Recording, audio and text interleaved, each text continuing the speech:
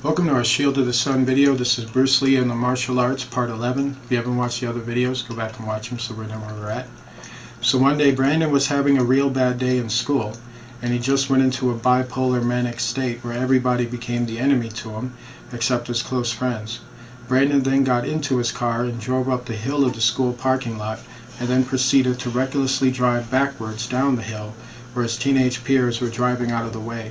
The next day, Brandon was kicked out of Chadwick High School for insubordination. His mother was very upset at him.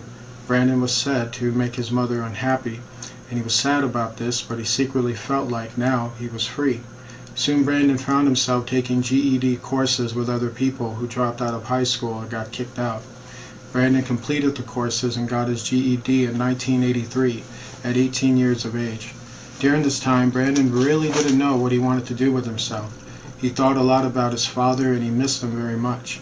He was being haunted by his possession and by fear, for he always struggled with being afraid all the time, because of the spiritual presences that were near him, putting fear into his heart. He had this overwhelming need to be with his father that was tormenting for him and also unhealthy. Often Brandon would indulge in drugs and drinking to quell these voices and this restlessness, for he hung out with a crowd of other troubled people with talent, who also used drugs as a means of escape. Brandon, when he received his GED, discovered that he had a lot in common with his father. Brandon was an entertainer. He had a genuine gift to perform and inspire. He was funny and very likable, and he had wisdom and he understood artistic acting. He was also a ready-made man of action, for he was extensively trained in martial arts.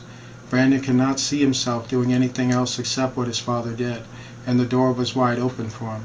One night he expressed this to his mother, his feelings about following in his father's steps, and that he intended on becoming a Hollywood star. Linda was not happy at all about what Brandon wanted to get into, but she loved him enough to hope for the best for him. Brandon decided that if he was going to try for Hollywood, that he did not want to be known just for being Bruce Lee's son who had martial arts skill. He wanted to become a real and gifted actor of a high order, like James Dean or Marlon Brando. Brandon liked Brando's style of acting very much, that he wanted to know how to learn how to act like that. Brandon then did his homework and learned about the Lee Strasberg Theater Acting School in New York City. This acting school was the main center for an art form of acting called method acting. This school did not just take in anybody, only Pacific people. It took in after they auditioned. What few people realize is that they only took in people who had a natural gift for muse acting, and also they were demon-possessed. It was a school to learn how to get in touch with the inner demons inside you, or to get in touch with dark emotions from painful experiences, and use those disturbing emotions to energize your acting ability within the character you're playing.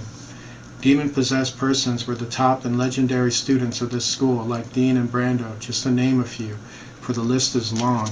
And now you can add Brandon Lee to that list. When Brandon came to New York City, his family took care of his expenses, and he auditioned to get into the prestigious school where the Hollywood Baphomet seeks to also improve their actors and actresses by sending them to this school. Brandon's natural skill and his ability to channel emotions almost to a very creepy level won him the right to become a student, and he became a top student. By the time he was done, he was a highly trained method actor, and even a better actor than his father. Brandon's time in the Lee Strasberg School gave him numerous connections with Hollywood, that soon his first role came calling, almost out of odd fate. Brandon would play in a TV movie version of Kung Fu based on the series that his father got cheated out of. Brandon would play the long-lost son of David Carradine's character, in which the role reflected Brandon's true life, where he really was the son of a martial art legend.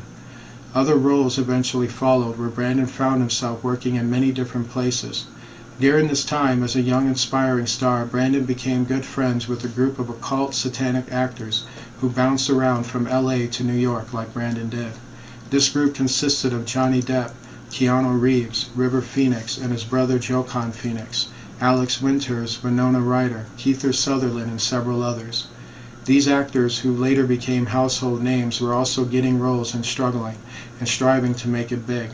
Brandon often partied with these actors, and he was part of their clique. They were into spirit worship and escaping reality into a life of drugs and sexual immorality, and many had also sold themselves to the Baphomet contract, and they were the ones who first told Brandon about the real Baphomet contract.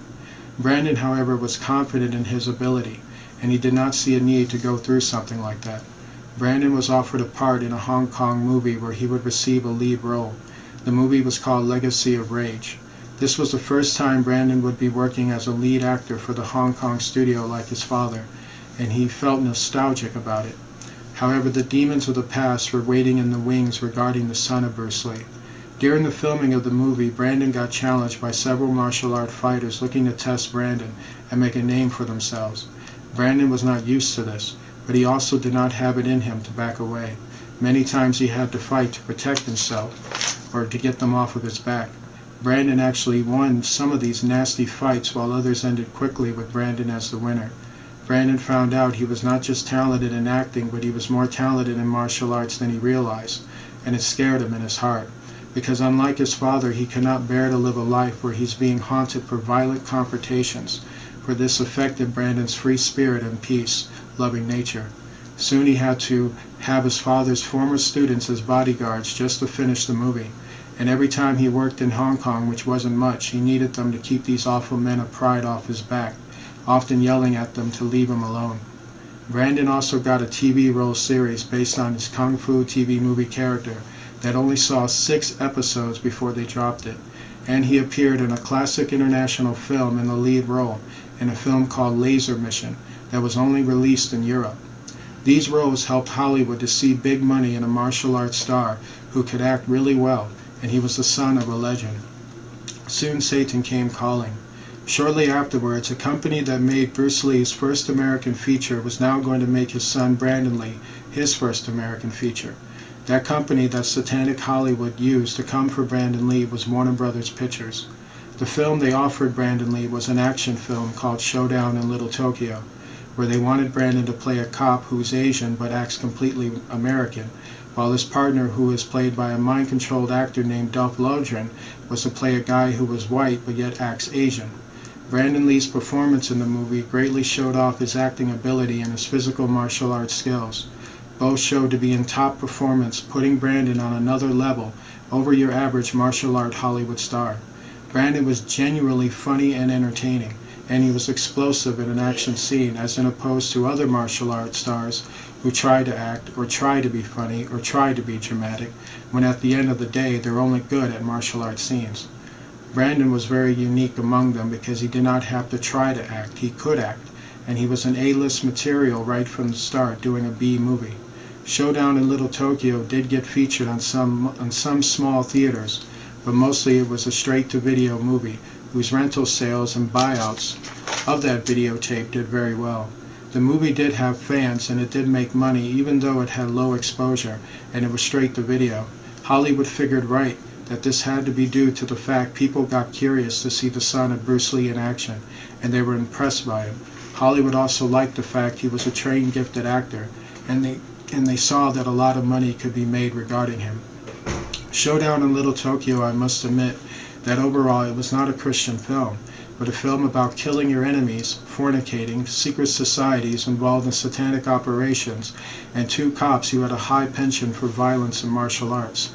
The film was about the glorification of violence, and it featured nudity and gave an overall feel of the worst kind of degenerate behavior. But in this time we can call it an action classic. Go figure that one out. And the answer is Satan has done its job far too well, and we are in the thick of it.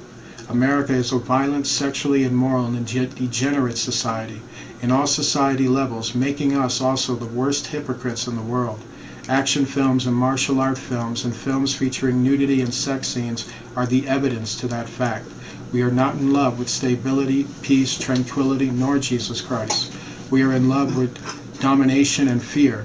We are blind to good, and it even claims the best of us, like you, me, and even Brandon Lee. Only Jesus can open our eyes to the truth when we see it, like he is seeing it. When Showdown in Little Tokyo impressed the Hollywood producers, many companies wanted to sign Brandon to a contract to work with them, where he would make movies for them. At this, Brandon hired his sister Shannon as his manager and acting agent. Brandon signed on with 20th Century Fox, in which he was contracted to do 3 movies for them as the script comes up for it. The first movie was a film called Rapid Fire. The story of this film and the kind of character Brandon played came from very eerie close to his real life. The story featured his character as suffering from the loss of his father, as his father was killed for standing up for his rights. The triads in the movie commits a massacre, and now Brandon's career is involved in a life-threatening situation because he saw too much. Brandon's character throughout the movie seeks to understand why his father died, and in several scenes he is coping with his father's loss, expressing bitterness, confusion, pain, doubts, and regrets. These are actually Brandon's real feelings coming out on film. In this character, Brandon Lee's acting performance was top-notch, and the film featured very innovative action scenes involving weaponry, setups, and shootouts. Brandon Lee performed all of his stunts in the movie, and his martial arts skills were at peak performance throughout the movie. He simply took command in this movie, and he pulled it off in an impressive way. The film was mostly shot on the streets of Chicago in the early 90s, and it was shown in American theaters all over the U.S. to good reviews for an action movie. Brandon was being hailed as being far better than Jean-Claude Van Damme and Steven Seagal combined, and in many ways, when you factor in Brandon's natural acting skills and training, they were right. Rapid Fire did not gross over $100 million and then some like so many other action films, but it did make enough to make Brandon Lee an up-and-coming star with a bright future. But Satan wanted his marker, as he called it, and the wheels of Satan's plans were turning against Brandon. When 20th Century Fox could not come up with the second script fast enough, in the meantime, two companies offered him parts in a movie. One was Universal Pictures, who had big plans for Brandon Lee, even though Brandon didn't even know about them. Universal Pictures had a script and production together to do a big-budget movie on the life of his father, Bruce Lee. They wanted Brandon to play his father in the movie Dragon, the Bruce Lee story, and they offered him nearly $10 million to play him. The second role Brandon was offered was for a lot less money, and it was for a film company that was a subsidiary company created by Disney Pictures. This company was called Miramax, and they were a studio opening up in North Carolina to bring the Hollywood brand to the Carolina area, to have another place to make Hollywood movies and engage in the devil's business like white slavery and snuff films and satanic worship. The role this film company was offering was the lead role to play a comic book superhero of a dark nature called the Crow. Brandon, because of the money and fame to be made, unlike the Hollywood version of the story, he was willing to play his father at first. But in order for Brandon to receive such a role that would make him a bona fide worldwide Hollywood movie star, Universal Pictures wanted Brandon to join the Baphomet and submit to mind control programming. The reason why Brandon Lee refused the role in Dragon the Bruce Lee story was because he refused to sign on with the Baphomet, having the same convictions like his father, who refused to join the triads. Brandon Lee did not like the idea of someone taking advantage of him and doing that to him. Brandon was well aware of the Baphomet requirements in the mind control programming after having been close friends to actors and actresses who went through it and are screwed up mentally as a result.